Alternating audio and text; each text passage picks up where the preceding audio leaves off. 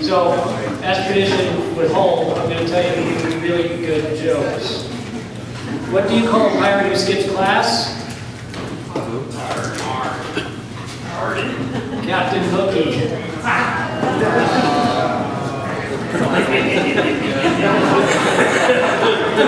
going to hand it over to Kyle.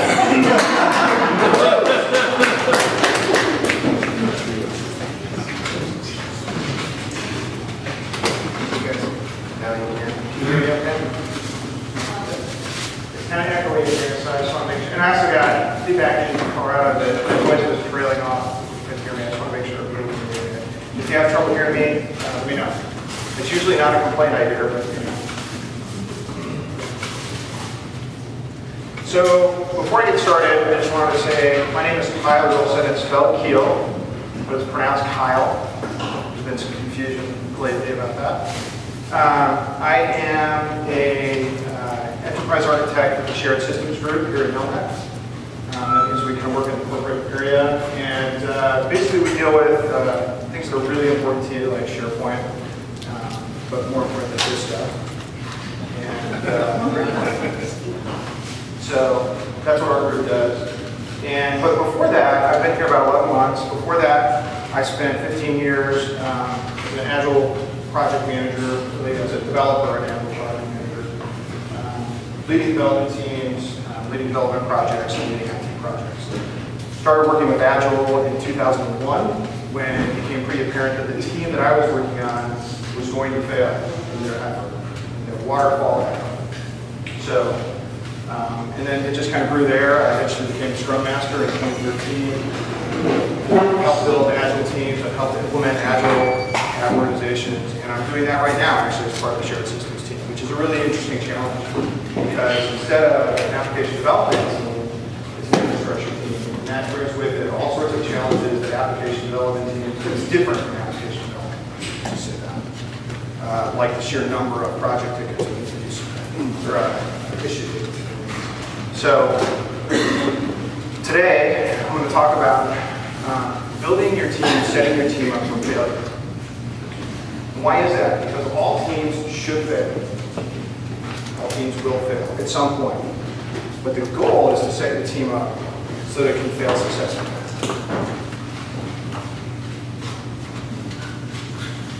If we only focus on getting things done, we'll never improve the way that we do that. If we only focus on getting things done, we'll never improve the way that we do that. So the question is, how can our teams improve or innovate when we constantly load new stuff on top of them, when they're constantly focused on just getting things done?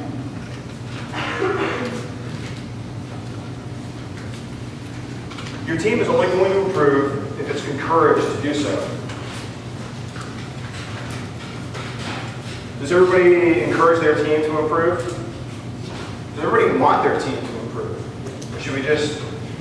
We're doing good enough. Is anybody's team doing good enough right now? No? Okay. So in order for our teams to improve, we've got to invest in them. We've got to invest. We've got to create the space for them to feel safe, to innovate, to improve, to experiment.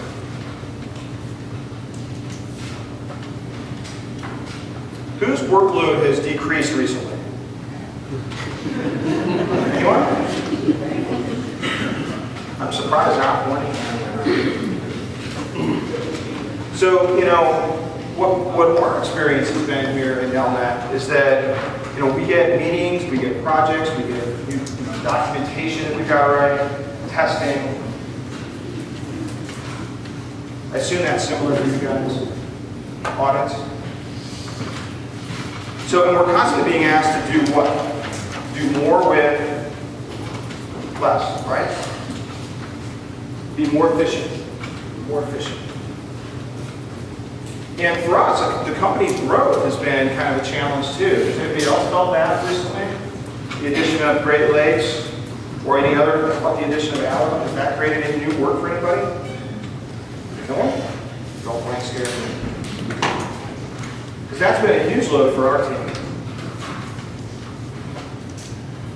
So your new projects, they typically come with a set of instructions, right? Anybody get instructions with their projects? Start here, do that. So the ideal project for me would be like a new Lego set. My kid, my oldest, firstborn, got a Lego set. His favorite thing was to get the instructions out, follow it piece by piece, because all the pieces were included. Put it all together, set it on a shelf, and never play with it. It's abnormal, I know. But typical projects don't work that way. Typical projects are like this. It's a big box of Legos, right? And you want to build a spaceship or a house or whatever it is. That's the typical project. There aren't instructions for it. Also, most projects come with a high rate of change. You can't predict what's going to happen. How many of you have gone to make a recipe and then found that you're missing an ingredient? That ever happened to anybody here? Yeah, I mean, what do? The internet, right? The internet. Okay, what can I substitute for margarine? So, one thing to think about as we move forward is the way we work. Because the kind of work we do, I tend to think of as knowledge work. I think there's a lot of industrial work going on in it's a lot of knowledge work. And the difference here really is that industrial work is all about reducing rework. You think about a manufacturing line. It's trying to do what? Make the same thing over and over again. Exactly the same way. And the more exact and perfect we can make that thing, like the thing before it, the more efficient that line's going to be. We don't want to reconfigure the line because doing that's really difficult. If you're making a car, if somebody gives you a different kind of bumper, it's going to slow things down. The whole idea is to reduce the cost of replication. Now, does that sound like the work that anyone's doing here? Is anybody building the same thing over and over again? Doing the same thing over and over again? That's not the kind of work that we do. Knowledge work or creative work really is all about continuously improving the thing that you're making. Does that sound more familiar to anybody here? We're reconfiguring all the time. We're improving upon it, right? We're improving upon our processes. What we're not necessarily focused on is reducing the cost of making the same thing, but we're focused on reducing the cost of improving the thing, whatever it is.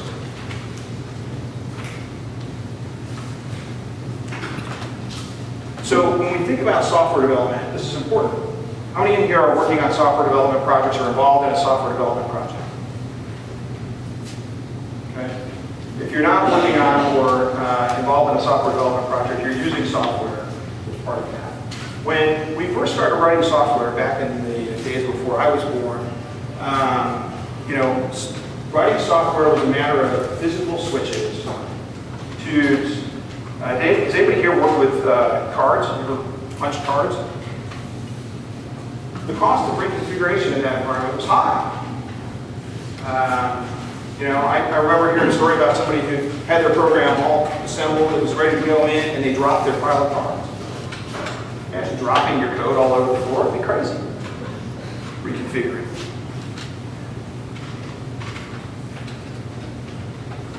So what we want to do is create safe environments. If we agree that knowledge work or creative work is about continuous improvement, then how do we create an environment where people feel safe to innovate? They aren't afraid of their mistakes. The cost isn't too high. To start with, we've got to get our teams trusting one another. We've got to get our team members trusting one another. So, teams are going to constantly, if they want to innovate, teams are going to constantly push their boundaries. They're going to go outside of their comfort zone. Does that sound familiar? You guys pushing out? Has anybody been outside of their comfort zone recently at work? Anybody? What's an example of pushing outside of your comfort zone works? Anybody want to volunteer one?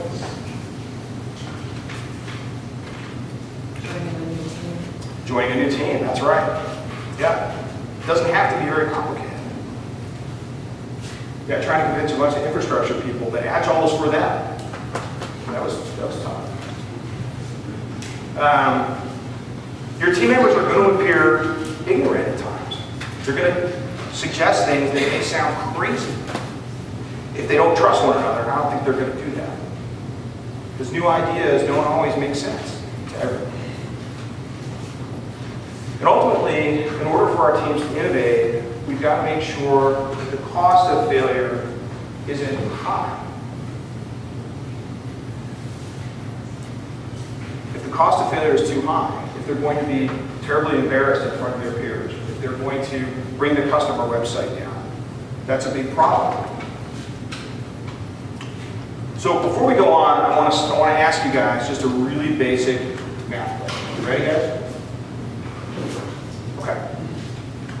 I'm assuming everyone here has graduated high school, at least they've been to high school. Okay. All right, so this should be pretty easy for you guys. The Pythagorean theorem. Who can tell me what the Pythagorean theorem is? Just raise your hand. Can you tell me what the Pythagorean theorem is? Okay, smarty pants, put your hands down. Who in the room thinks they know what it is, but did not raise their hand? Just one person. Think they know what it is? Now, there's a couple more. You know what it is because you saw my presentation. All right. Pythagorean theorem. Now, what did I do that made you people who raised your hands, what did I do that made you reluctant? Why were you reluctant to raise your hand? You raised their hand and said, yep. Because you kind of was like basic question. So. There's another one over here. Oh, I'm just shy. Just shy. So yeah, I passed judgment on you before I passed judgment on you before I even started, right? What else did I ask you to do? I asked you to answer in front of Everyone. the whole group, right? So I intentionally did things that would make you feel unsafe. How many of you know everyone in the room? Does anybody know everyone in the room? So you would have to answer in front of people you don't know. Okay, so with that in mind, I want to move on to a little group discussion, okay? So here's what I want you to do before you guys all jump up and run around. Discretion is important here. I want you guys to talk about and share about a failure that you've had recently. Something really recent, or maybe something that's really stuck with you. We're going to break into small groups, and I want you to simply answer these questions. How have you failed recently? What did you learn from that failure?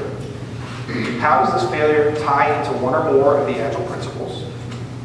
And what lesson did you learn? How did the lesson that you learned lead to a future success, or how do you anticipate it leading to a future success? So let me just start with an example first. Okay? Recently, I was asked by my wife to paint our living room. She said it should only take me 4 hours. Just so you know, it's not a small room. I don't know if any of you have ever painted a room before, but that's preposterous. So, but I said sure, because it's my wife and I do what she tells me to do. And so I embarked on the painting exercise. Well, as we got into it, I recognized there were some things I hadn't taken into account. So I thought, I can get this done. 4 hours may be process. 1 day shouldn't be a big deal. But as I started to get into it, I found that all of the nails, the drywall nails, had pushed through the wall. And now I needed to patch them all. So that was going to take some extra time. Then I needed to prime them all. And then I needed to paint, right? So when I started painting finally later that night, I set the paint bucket down behind the ladder because that's the right place to set the paint bucket. And as I was rolling, I stepped down off the ladder and guess what happened? Right in the paint bucket. Man, It's a disaster. So, fortunately, I missed all of the important furniture with the paint that flew everywhere.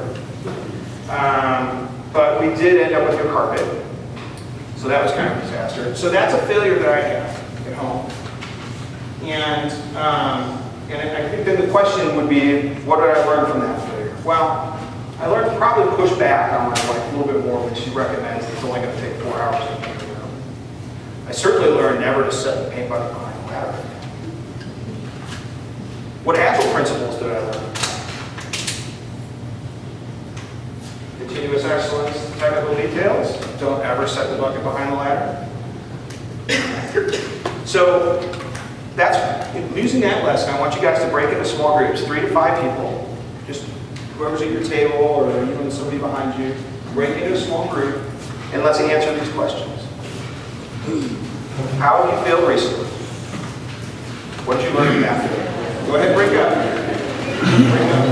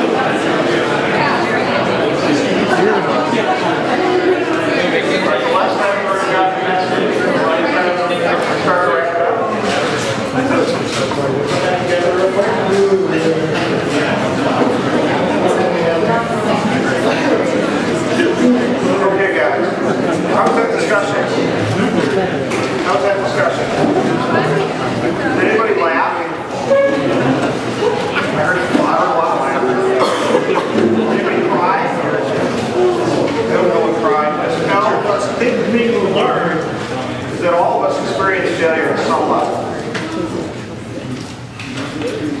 We all experience failure at some level. When you try something new, that's hard to teach kids. When you try something new, you are probably not going to be successful at it, right?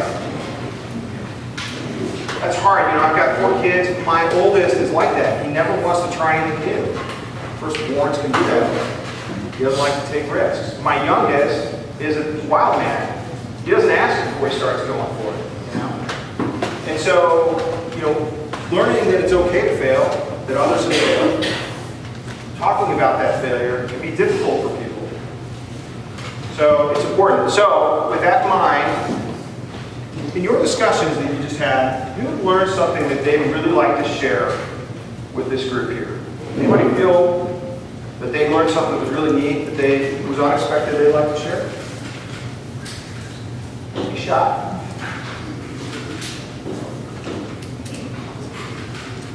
Who learned something they'd like to share? It's important to label your garden. It's important to label your garden. That is important. I've been there, I've done it. I just let it all hide. What else? Who else learned something important they'd like to share? Good lesson.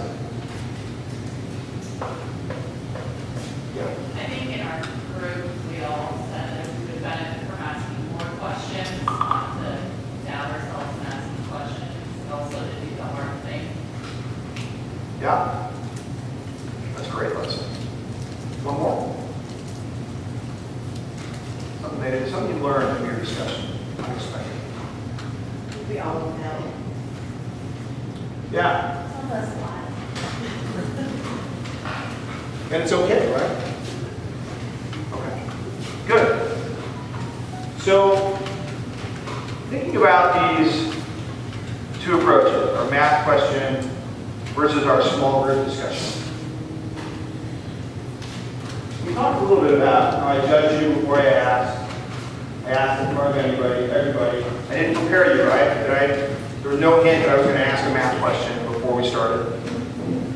I also didn't really tell you why. Did anybody wonder why the heck I was asking a math question in the middle of the thing? Pretty random, wasn't it? So if we compare that to the small group discussion, first of all, ample encouragement, right? Invite you to participate. Led with an example. I started out by asking, or by telling you my failure story. Whoops. Broke into small groups to make it easier to have that discussion, so you didn't have to stand out in front of the entire group. Provided clear instructions. Well, mostly clear. Somebody pointed out that they didn't know what the Agile principles were. Of course, I can't believe you guys don't all know the Agile principles. I'm shocked. And I also set boundaries and guidelines to the discussion. So the 2 approaches have different results, right? So I want you to think about setting your team up to feel safe is all about how you approach things. If you embarrass your team, they're not going to be real likely to share. If you ask them questions out of context, they're not going to be real likely to share. We'll discuss more about that. Does that make sense for everybody? Do we have any questions about it? Thoughts, concerns? Issues?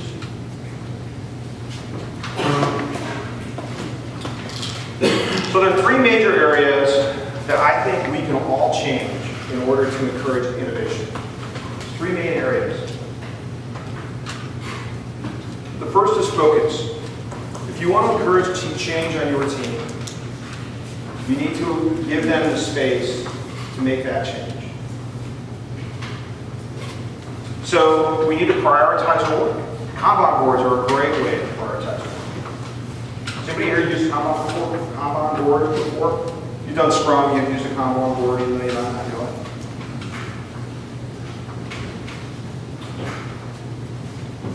We need to limit the interruptions. And this is a really difficult one for us. It's particularly difficult for my team, but I can imagine other teams at Nelnet have the same problem.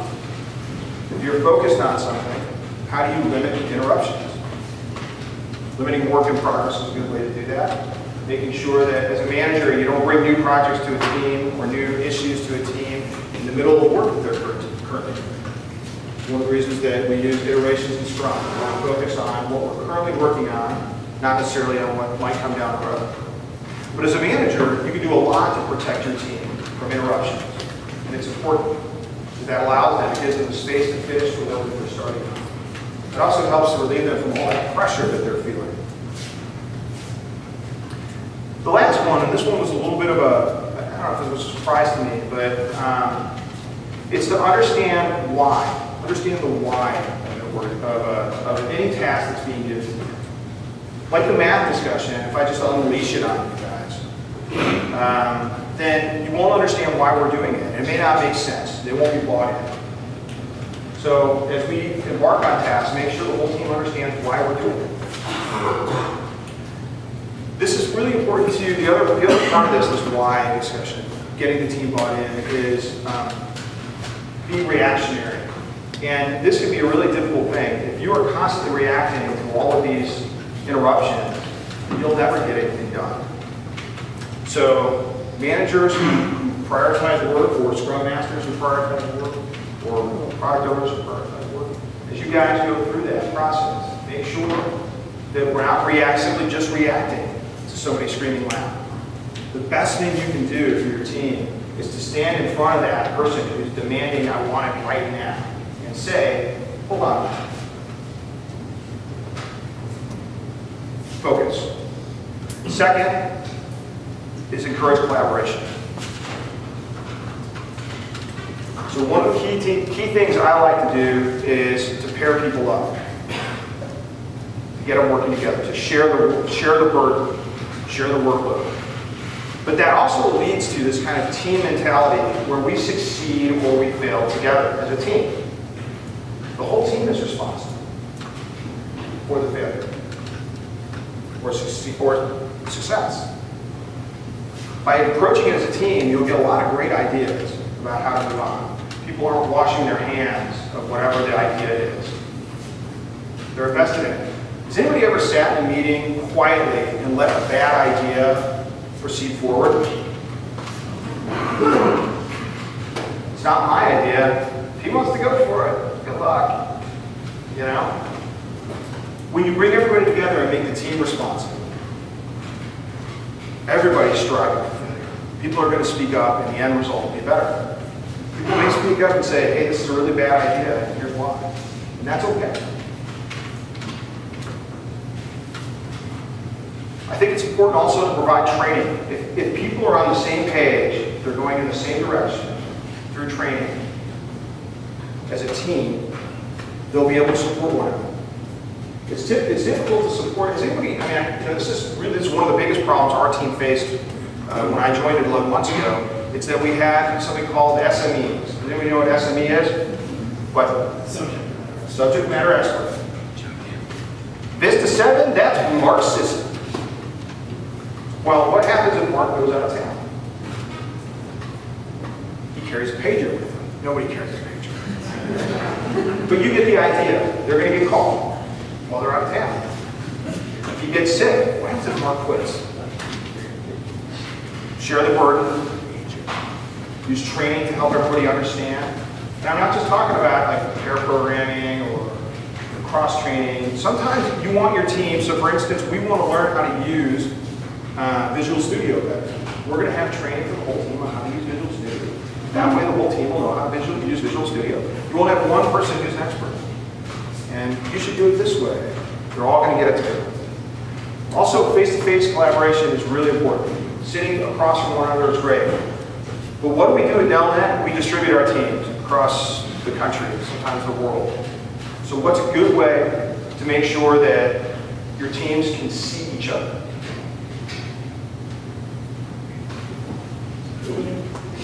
Video, yeah. We have a rule on our team. When we have a team meeting, cameras on. Cameras on. And you know what's interesting is that it's not just so you can see their bright and shining faces or find out that Joe had the shower today. It's so that we can actually see when somebody's not understanding something. There's a lot of facial cues, a lot of body posture. Like for example, the other day in a meeting, we noticed one of the guys was kind of just spacing off. They were distracted. And it turned out, we asked him about it. He said, yeah, I'm really having a hard time hearing. So he's having a hard time hearing us because the distortion in the room is bad. I'm glad we asked that question because now it's something we can fix. Face-to-face communication. The third thing, and this is important, we have to encourage experimentation. Focus, collaboration, experimentation. When your team experiments, they might succeed or they might fail. As a team, you have to defend that experimentation. You have to know why you were doing it, right? And then you have to be able to say, look, we failed, but we learned a lot. This is important because I know this as a development team, when you experiment and fail, the customer wants to know, what the heck were you doing, right? Well, if we get the customer to buy in as part of the team, when it fails, they're a lot more likely to say, oh, I get it. We've got to defend the team failure. Is failure discussed in the Agile principles? I know I didn't share all the other principles with you guys, but those of you familiar, is failure discussed in the Agile principles anyway? Which Agile principle says your team should fail all the time? There isn't one. But it's designed, the whole thing, designed around the idea that teams often fail. I mean, the retrospective process, the continuous improvement process is all about that. It's designed around getting better all the time. Has anybody participated in a retrospective? Some of you? It's all about how do we improve on what we were doing. What are we doing well? What didn't we do so well? How do we get better? Encourage small experiments. So when you go to experiment, do you want that experiment to go on for 6 months and result in a delivery to a set of really important customers? Probably not. It's experimental. When they launch a rocket, they don't just assemble a rocket and then say, let's see if it flies.